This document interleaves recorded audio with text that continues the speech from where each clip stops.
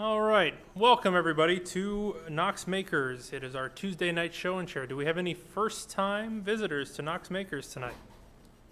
Great, wow, a few of them. Well, welcome. Tuesday nights are our show and shares. It's an opportunity for people to show off what they're working on, what they've finished, what they're stuck on, what they failed at. We welcome all types of projects, and it's just an opportunity for us to see all the cool stuff that everybody is making. So tonight, got a few names on our list of stuff to show. And we're going to start with Wes, who is showing a hand-stitched journal. Yes, very cool. Hello, everybody. Oh, can we have the thing real quick? Board. Thank you.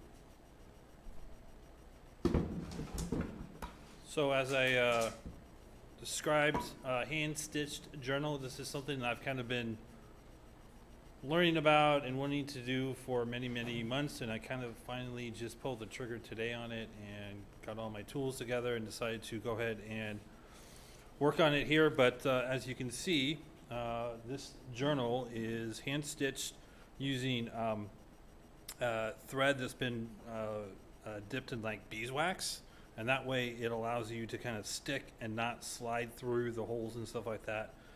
This particular stitch, it's called a Coptic stitch, and obviously there are many different types of stitches, and you can do all sorts of different designs on it and things like that. So I started with these, well, the graph paper. I love graph paper, but these are called signatures, and you basically just fold them in half, and you've got 4 or 5, and then you will make your holes, so that way you can thread your needle through with all of your thread on it. The cover is in cardstock.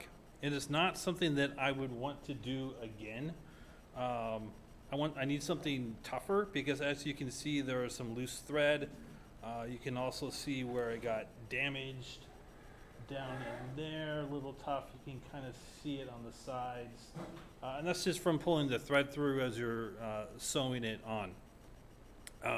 Something like wood or even cardboard, and then covering the cardboard in some other type of material. But this is essentially just a very simple book journal for me to kind of get started with. Any questions? Where'd you get the paper at? Paper, Hobby Lobby. I found a large amount of paper for like $25, and it was just a cardstock. And then this paper, I forget, I found it online. When you're purchasing paper or you're using paper for books, you have to be really careful, because believe it or not, within the paper there are still veins from the wood in here. And over time you will start to get crumpling, and it will start to kind of sag on you and bubble and do all sorts of different stuff, because it's drying out and it's warping, right? So grain direction is super important for making books. And the type of paper you can get paper that's made just for folding in certain ways. So when you fold it, your grain direction is going up and down and not across. So, good question. Any other questions? Cool, thank you.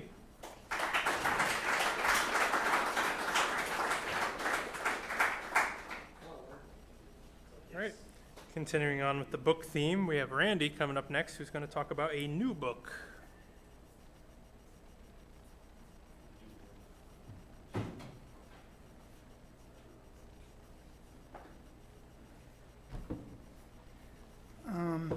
I'm just excited to show off this new book I just got published through No Starch Press, The Art of Arm Assembly Language. This is actually about the 7th or 8th book I published through No Starch. And I'm going to leave a copy of this along with a couple of other books I've got, the Book of I Squared C and The Art of 64-bit Assembly Language, which is x86. I'll leave these with Isaac, and we can put them on the bookshelf back there.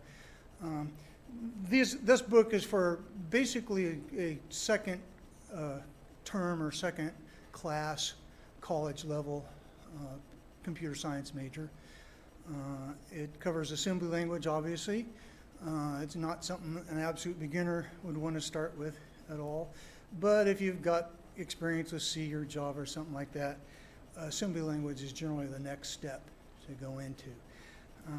NoStarch has been real good for me with their publications, and so I guess part of it got trapped there. And so that's it. I just wanted to show off the book I got. The book's actually been out since about March, but my author copies just showed up yesterday, so first chance I got to show it to anybody. Any questions? For those who don't know, what is ARM? ARM CPU. So it's the ARM processor, such as the thing that's used in the Mac OS, the latest Macs. Linux, there's various Linux machines. And in this group, probably the Raspberry Pi with the 64-bit version of the operating system is what this book is targeted to. The software in this book is portable across all three of those operating systems, Linux, Pi OS, and Mac OS as well. This is a 64-bit, it talks about 64-bit ARM assembly language, which is quite a bit different than 32-bit ARM assembly language. I do have a second volume of this, which is just about 3/4 of the way through the first draft, that covers 32-bit ARM assembly on embedded processors and the 32-bit version of the Raspbian. Any other questions? Okay, great, thank you.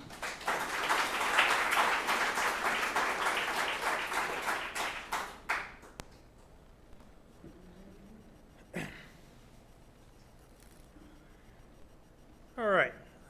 So last on my is Sue, who just needs some advice.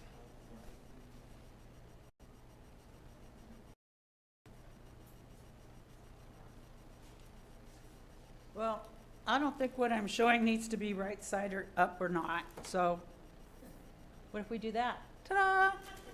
That helps. So as many of you know, I like to sew, and specifically I like to quilt. But when you start talking about 2.5-inch squares, getting all of those little squares to match perfectly is quite the challenge. So I found where you could use interfacing, draw 2.5-inch lines, use a little glue, put your piece on there, and then you just fold and sew, fold and sew, fold and sew, and then you fold and sew the other way. Well, then it comes to ironing, and I did this the way the YouTube video had suggested. But as you can see, I'm trying to you can't take a great big iron to this. You have to use an itty-bitty iron. So I've been looking for a better way to do this because this is just too annoying for me. I love the front side, don't get me wrong, I just don't like the back side. What I found recently is a woman had suggested that you take scissors and just trim the top of that off. The problem is if you want to open the seam up, you don't have very much left to be able to open up the seam. One of the other suggestions was to take a seam ripper and then insert that into here and just kind of rip it apart. Well, that kind of sort of works, but you have to kind of flip and tear it and flip and tear. So I thought, it works fairly decently. But I thought, you know what would be better is if I took my handy dandy X-Acto knife and ran that in through. Well, the problem with that is that that point is pretty sharp. So I would like to have the ball like the bottom of the seam ripper does, and that is there, in case you didn't know, to keep you from tearing the fabric underneath or accidentally poking it. So now that I'm trying to demonstrate, you can see how this is just kind of tearing. And this is much better, but gosh, I'm really afraid I'm going to poke my fabric. So I'd like to get a little point on here, or a little ball on the tip of the razor blade, just like this has. I tried hot glue, it came off fairly quickly. Yeah, sorry. And that's my go-to, right? Sean taught me well. But I need something else. So come by Fiber Arts, if you will, because I'm sure there'll be a lot of suggestions, and let me know, or catch me on outside here. Okay? Thank you.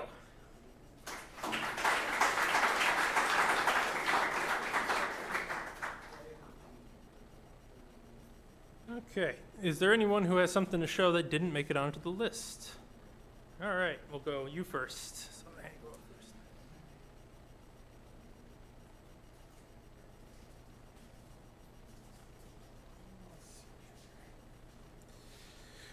So this was kind of a spur of the moment project over the weekend. I wasn't even sure if I was going to even try and display this, but it's just kind of a spur of the moment kind of thing. I decided to build my own desk for my work. As you may or may not know, I'm a software developer and I need my space for all the monitors that I have. So this is the beginning of my desk. As you can see, I've got double keyboards here because I need that much space. Zoom in? Oh, zoom in. Yes, yes, yes. That's right. There we go. Yeah, that's better. Now, this was an interesting part. In order for me to get the sliding keyboard system going, I had to figure out a way to evenly and consistently have appropriate measurements to where it would actually kind of hide up under the desk, and I had no other idea how to do it. So I just went ahead and 3D printed parts. And what this does is that this back end here, it gives an even measurement from the back, and then this part right here was holding the railing, so it actually gave me an accurate measurement for both rails for under the desk. And so that was really, really important, and I'm really glad I thought about that. This is the end result. As you can see, I've got several monitors, and I could easily add a few more, I suspect. Yeah, that's pretty much it. And as you may or may not notice, the legs are all different because Home Depot just had different legs. So I just kind of figured that's just going to give it character. That's just going to be character. And so, and I don't know if you can notice this or not, but the desk does kind of make like a smiley face kind of situation. That is accurate, but I don't know if I'm going to change that or not. It really doesn't bug me all that much. It really doesn't, like I thought it would, but it doesn't bug me. And then, let's see here. Oh, there's my monitors lit up. And then you guys want to see a snake eat a egg? Because as I was building my desk, I heard some commotion out of my window, and this bird was flapping. And come to find out, I look out there, and it's like, is that a snake eating an egg? It is. It is. So if you guys want to see a snake eating an egg here real quick. And so like, that was just a total spur of the moment kind of thing. I'm like, oh my God, this is really happening. I named him Frankie the Snake. He actually made it into my house one time. I tried to flip him away from the house, and he just wouldn't go away. He went up under the house. And where is he at? I don't know if you can see it or not, but he's kind of big right now at the head, because that's why he's swallowing an egg right now. And so, and so yeah, oh yeah, there he goes. Anyways, and so yeah, that's Frankie the Snake, and yeah. Any questions? Well, great. Thanks, guys. Yes.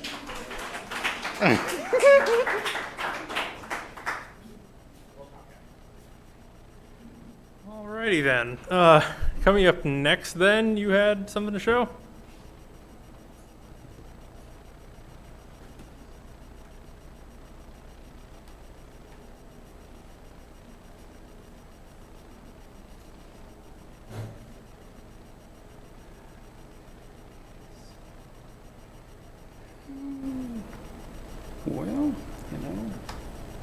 best to see if can we get this thing focused into the whole thing? Zoom out. Oh, let me see. Mine's hooked up, I don't- We go any wider? Let me see if I can get more done. There we go. All right. This is a 1/40th scale Corporal missile. One of the prototypes the U.S. Army developed after World War II, chasing after Adolf Hitler's V program that terrorized Great Britain. We just thought we would copy what he made, and we put our missile on wheels. This is a fairly good plastic model, moving parts. I made sure that the wheels moved too. I hadn't finished it yet. It's still in progress, so it's not horribly challenging. It's made of some good plastic. You have to be fairly good at painting, and the decals, well, you know, I think there's one, yeah, just a little bit. You get it in some humidity, your decals will start to kind of not be so straight. You know, they gotta go, you know, like this. So when you get them on there, make sure they're dry. You spray some lacquer. This one does have lacquer on it yet. I've been working on it for a good while. I kind of, well, you know, when you get to one of those little brain farts, you just put it on the side and set it there and go move on to something else until your mind does clear. I'm a 4-time stroke survivor. I go to Patricia Neal, and I've had 6 brain injuries. And this is one of the best rehab tools I have ever seen.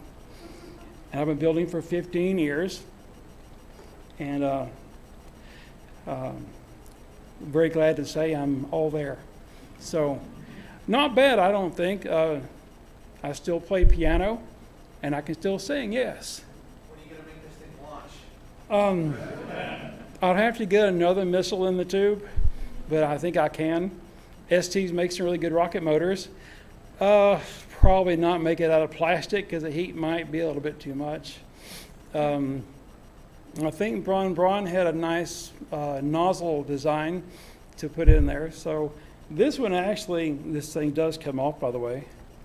And if you remember October Sky, the movie they made, one of the things they had for the tail of their rocket was, let's see, you see how flat that is?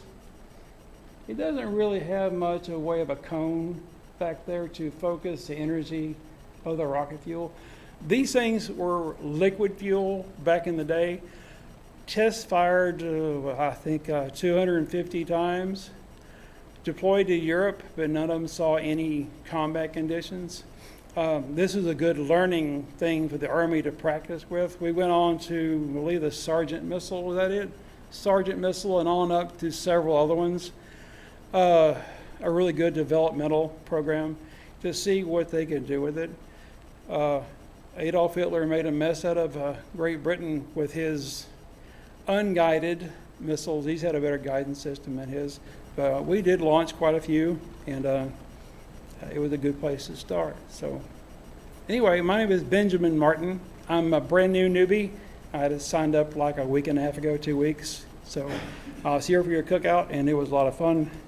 The burgers were good. So don't miss the next one. So anyway, any other questions?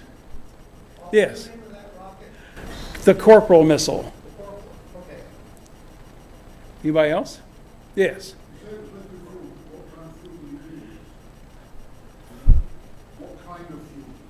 This one, I read it, and the directions are really, really nice to us, and giving some history on its development, the fuel types. Online, there's some listings of what it did. I do not remember the fuel type. It was liquid.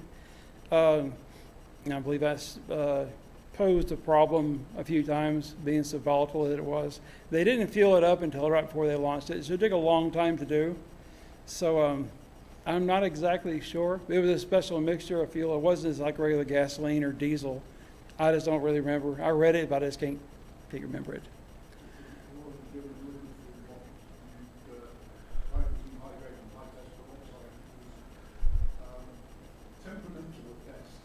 Yes, that's what I understand. The things that I read, it was a bit touchy to handle.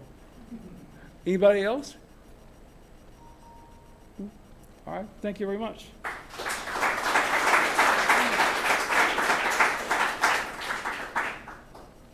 Was there anybody else? Nope. Okay. We have some announcements and upcoming classes and things of that nature. We'll start with events. Actually, tonight, right after this, they will have a new members onboarding, and that'll be here. We'll take a little break after this, and then reconvene. If you are a new member or a prospective member, please attend a new member onboarding. It's required to become a full member, and it just tells you a little bit about who we are as an organization and what our values are. And it's just it's a pretty darn good presentation, if I do say so myself. Also coming up, we have some classes. A lot of them are sold out, including the CNC bot. We've started to do classes on that. Amazingly, it has -1 tickets available somehow, if you look on the site.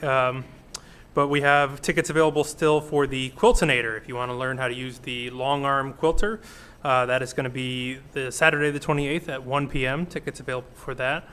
Then there's a few that have been added to the calendar on knoxmakers.org/events, including a demystifying sewing patterns class, and that's going to be later in July. There are tickets available for that.